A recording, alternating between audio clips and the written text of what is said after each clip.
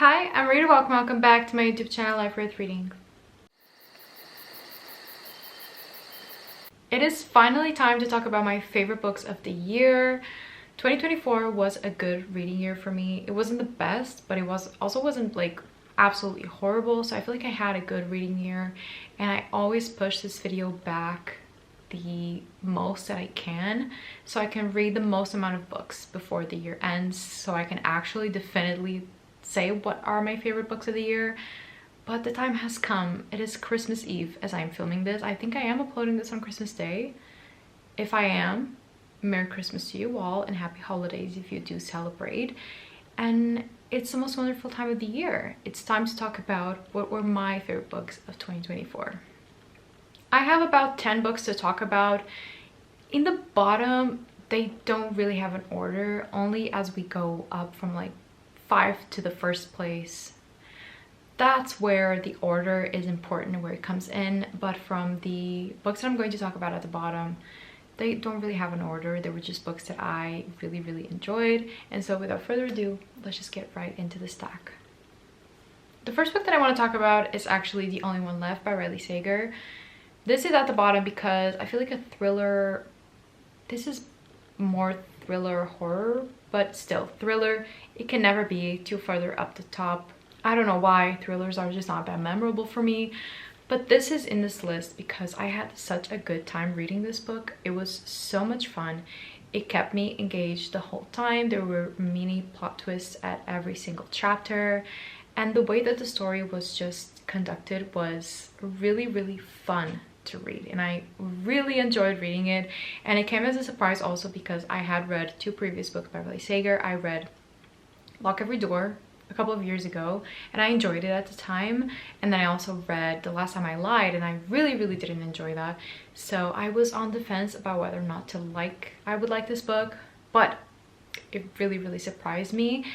It's, to give you a plot summary, this is about our main character Kit, who is a caretaker and who has been a caregiver taker, I don't know how you say it, for the last couple of years. She has currently been on leave because of a situation that you don't really know about before the book starts, but she is being called back to her agency to take care of the infamous Lenora Hope, who is this woman who is quite old now. She can't move, she can't talk, and supposedly she was the suspect, or the prime suspect, for having murdered her whole family. So it does remind me of the actual history of the Lizzie Borden situation. So she was never formally accused, she never served time, but everyone in this town thinks that she did it. And so the mystery starts from there, and it's so, the atmosphere is really great. It's like on the top of this cliff, this really old mansion, and I just had a lot of fun with the actual plot and the plot beats that we got to witness. It was just really fun. So I hope that Riley Sager continues on this journey, because I feel like his other books are not quite for me, but this definitely was. Next up, still on this thriller mystery segment, I want to talk about A Good Girl's Guide to Murder by Holly Jackson. I want to acclaim the whole trilogy, which I finished very recently, and I really enjoyed. This was a lot of fun as well. A little bit more realistic inside of the unrealistic always. You have to suspend your disbelief when you're reading this type of YA or even adult thrillers, but a little bit more realistic than other ones. And I feel like the direct comparison that people often do is this series against the Truly TV series, and I definitely prefer this one in terms of the writing, in terms of the character development, in terms of the actual mystery. I rather preferred this one. I thought it was a lot of fun and very serious and dark as well, which I didn't expect going into the other books, but this was such a nice surprise. I feel like often enough in YA books, I am a little bit graded by the main character at the time, but I found that I really cared about our main character, Pip. I really cared about her relationships, about her life, about the way that the mystery unfolded. I enjoyed the 2 other segments. The middle book I thought was great as well. People don't usually like that one. I thought it was great. And then the 3rd book, I can see why it's controversial. It was my least favorite of the series, but I actually really liked where it went. And I thought that Holly Jackson kind of did something with it. At least something original, at least something out of pocket, something crazy that, you know, authors don't usually take a risk. And she absolutely took a risk. And some people didn't like it, but I personally really did. So I just wanted to shout out this whole series because, I don't know, I'm looking for things that are similar to this, but I know that there's not a lot that is similar to this. And I do want to try to read Holly Jackson's other books. 5 Survive, no, because I'm definitely not interested in that one, but probably the reappearance of Rachel Price, but I just don't know if it'll have the same magic as the series had. In my number 8 position, I had a book that I didn't even think it would make it to my top of the year, because at the time I did not give it 5 stars, but it was one of those books that just stayed with me. And whenever a book stays with me like that, I know that it has somehow become kind of a favorite of mine, and that is The Sentence by Louisa. As you can see, I do have some tabs in here. I did not expect this book to stay with me the way that it did. This is a very character heavy book. This is about our main character Tuki, who was imprisoned for a crime that she kind of committed, kind of didn't. You really understand in the first 20 pages what happened there. And when she gets out, she starts working at this Minneapolis small indie bookstore, which is where the author works as well. So you can really see that the author loves this environment and wanted to write about it. And I just really loved Tuki as a main character. I didn't expect to connect with her as much as I did. She is an indigenous character. The author themselves are part indigenous, so the representation there, at least, I don't know how accurate it was. I'm betting very accurate, but it was very interesting. The way that the mythical aspects and the traditions just crept into this book was really, really great to see. In this bookstore, one of the customers dies on All Saints Day, and they are haunting the bookstore a little bit, and it's up to our main character Tuki to figure out how to solve this haunting and how to fix it. Then we are slowly thrust also into 2020 and the things that come with it.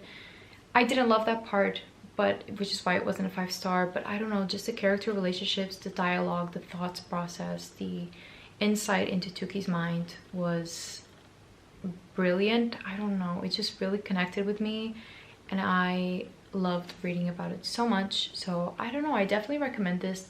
The bookstore aspect was also really, really cozy. I don't know, I just had a really great time with it, and I think that it really took me by surprise, and I didn't expect it to make it onto my top books of the year, but somehow it did. In my number 7 position, I have The Transition Baby by Tori Peters. This was a buddy read that I did with my friend Mafalda, which I really loved doing. It was so much fun. And I also didn't expect this book to make it onto my favorite of the year, but I really connected with the story. I thought the writing was actually really good. Some of the reviews say that they don't like the writing and they thought that the writing was mediocre or immature. I actually did not think so at all. I thought it was really beautiful, and yes, the story is very out of pocket. We have 2 main characters, Riz and Ames. And Ames, they were previously in a couple, but Ames decided to detransition, and now he is looping Riz back into his life in a very, very unexpected way, in a very messy way. But he has a lot of reflections on identity, of course, on sexuality, on motherhood as well, and those meditations were really sad to read. And I feel like it just opened up a whole new world that I had never thought about, and something that I am very thankful to have had the insight into. I thought it was so interesting. That's the main thing that I thought.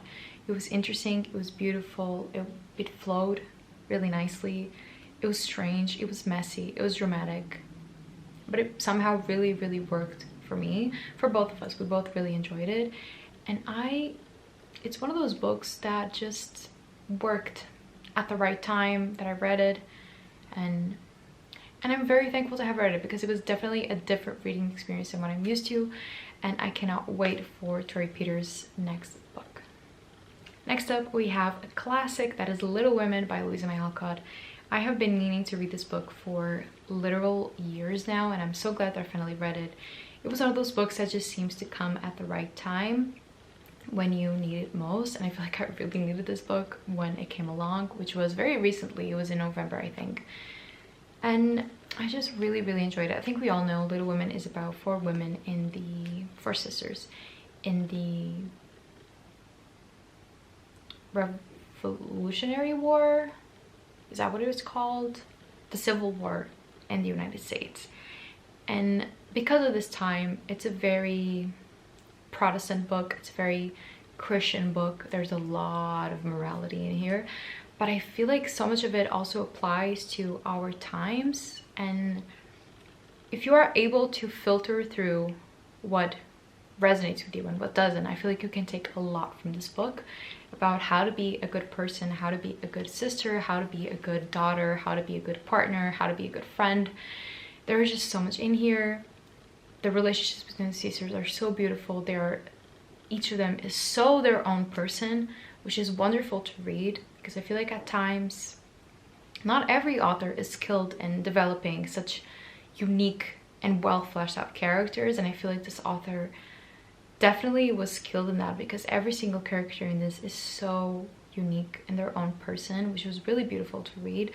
I also loved the drama of it. I had seen the Little Women Greta Gerwig adaptation, which I loved, and it was very by the book, so I knew what was coming, but it still moved me a lot, and it's just one of those classics that I feel like is very much worth a read, and I'm so glad that I finally read it, and I feel like I was enriched because of it, which is rare. I don't often say that, but I feel like this is one of those books that just hit different. If I'm not mistaken, we're going to talk about my number 5 on this list, which is also a book that I read very recently, and that is Our Wives Under the Sea by Julia Armfield. Again, I feel like everyone already knows what this book is about, but if you somehow haven't read it yet, just like I had not, I definitely think that you should. I don't think it's a horror at all. I definitely do not think it's a horror, but it is a very weird, sad book. It's about our two main characters who have been married and are in a really beautiful relationship that you get to know throughout the book, and one of them goes on a deep dive mission in a submarine, and they go basically off grid for much longer than was anticipated, and when they finally come back, they are not the same person. They are suffering some life-changing alterations, let's just say that.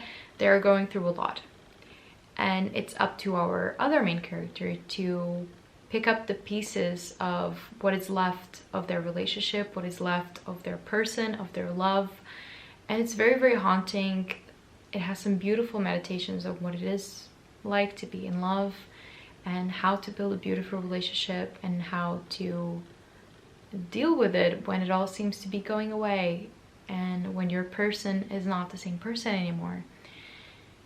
I thought it was beautiful, and I cannot wait to own a physical copy of it, to annotate it, to reread it, to just have with me, because it did mean a lot to me. But yeah, I thought it was really wonderful, and I cannot wait to read more books by Julia Armfield. I have Salt Slow to read, and then I also have their newest book, Private Rights, which I do own, and I am definitely really excited to get into it, because I feel like I'm going to love this.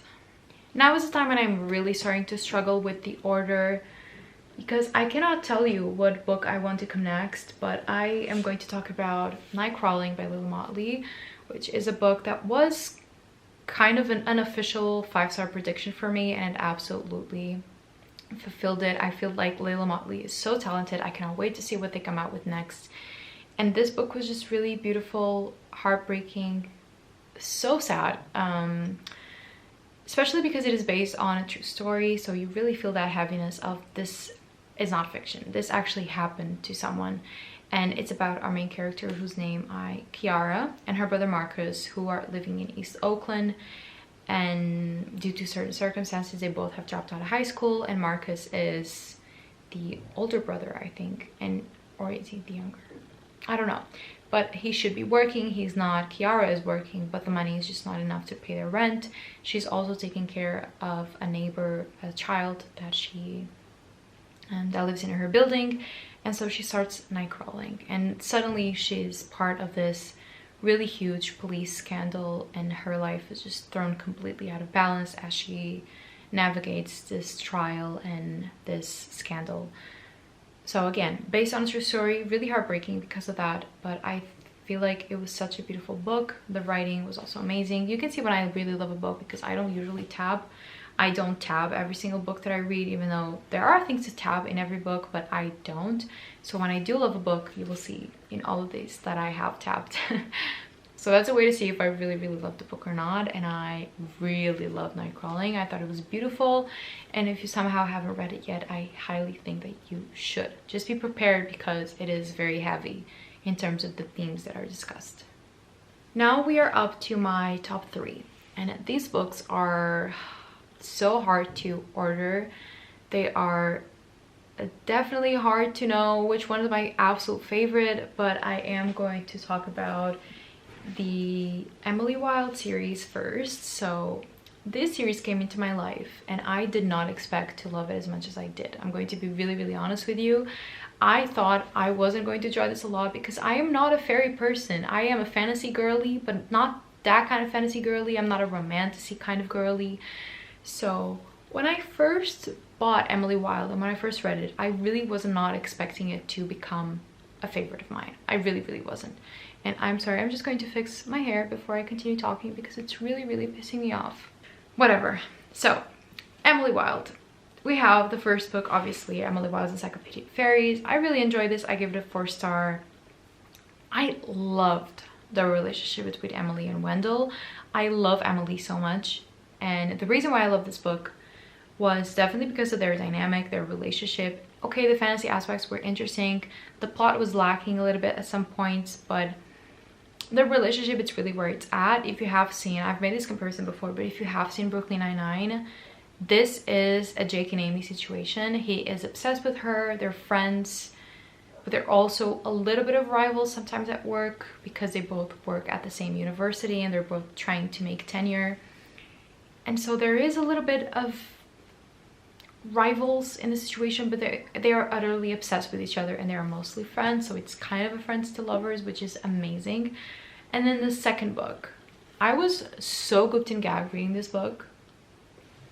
I don't know how people say that this book is worse than the first one. I thought this was so much better. The plot was so much more interesting. The mystery in it was really interesting as well, and their relationship, yeah, their relationship just reached heights that I did not know were possible. I did not know I could be so gagged. I didn't know that I could be so happy. And I am just waiting for the third book to come out. I will not be living until the third book comes out. I am obsessed with these books. I did not know that this was where my life was headed, but I cannot complain because I love these books so much. On to my final 2 books. The first one I don't actually own because I gifted a friend. I have to buy another copy for myself, but that is Lonely Castle in the Mirror by Mizuki Tsujimura. This book, maybe objectively, it is not the best book that I've read this year. It's not my favorite, but the second best. But it, again, one of those books that just came at the right time, and whenever that happens, it's such a magical feeling that you can't replicate with anything. And this book just really, I really connected with it. I really needed it. It was a beautiful experience reading this book. I bawled my eyes out, which has not happened to me. And I just don't think I could replicate that magic that happened with it with any other book that I read this year. This book is about children in Japan. It's not children, more like middle school younger teenagers. And it's about when they stop going to school for different mental health reasons. And it's about our main character, and they stop going to school, and one day they find a mirror in their bedroom that takes them to the castle where they all have to find a key. They have a whole semester to do it, and whenever one of them finds the key, they have to make a wish, and then it all disappears and they have to go back to their normal lives. And so there's a really big mystery of who are these kids, how do they know each other, can they find each other in real life when this fantasy castle ends? What is this castle? What are they doing there? Who are these people that are in the castle? And I really loved it. Again, I bawled my eyes out reading this book, which was very serious to me. And I just had a really, really beautiful time. There were some parts in the middle that were they dragged a little bit, but it was as they were building relationships with each other, which I really appreciate as well. And the mental health topics were handled so gracefully. The support system that these children had was really great. And I just can't think about this book for too long because I will cry, because I was going through a big mental health crisis at the time, particularly with my anxiety, which was a big representation in this book. And I just felt so seen, and it just helped me feel so comforted, and it just helped me get through it, quite honestly. And I really wasn't expecting that when I picked it up. I didn't really know that would be the main theme, and I had no idea it would help me so much.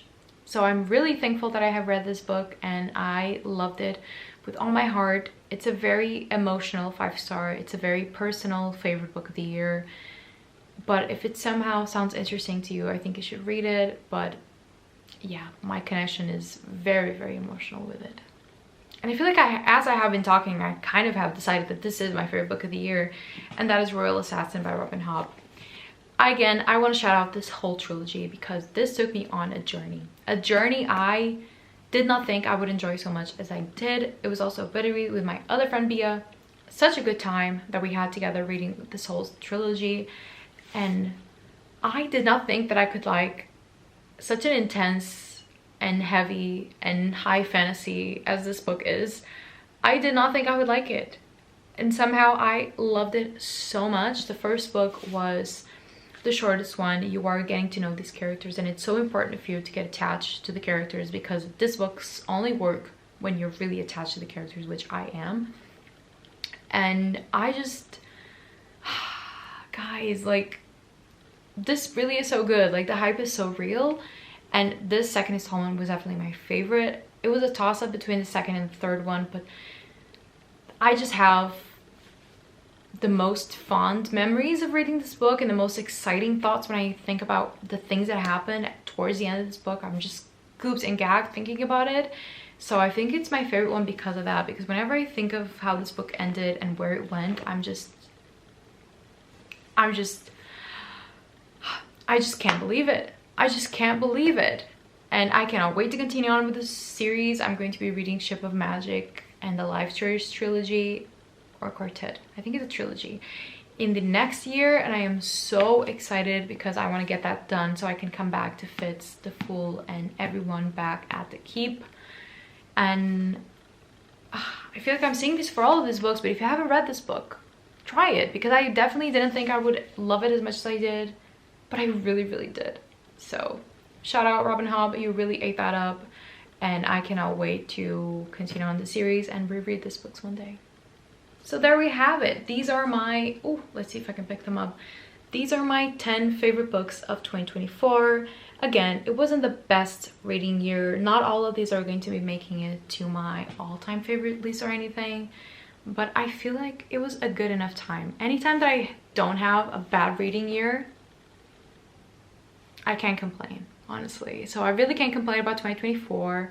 I'm also going to be posting about my worst books of the year, but it's really not as serious as, for example, my favorite books of the year are. It was a good year, and I hope that 2025 is better, but I really, really can't complain. Let me know if you've read any of these books, if you're interested in reading any of these books, and let me know which was your favorite book of 2024, because I would love to know that, because I always need more recs in my life. And I think that's all that I gotta say. So thank you so much for watching this video. If you did enjoy, please give it a thumbs up and subscribe to my channel for more bookish content. And I'll see you in my next video. I hope you have a nice day, and always remember that life is worth reading.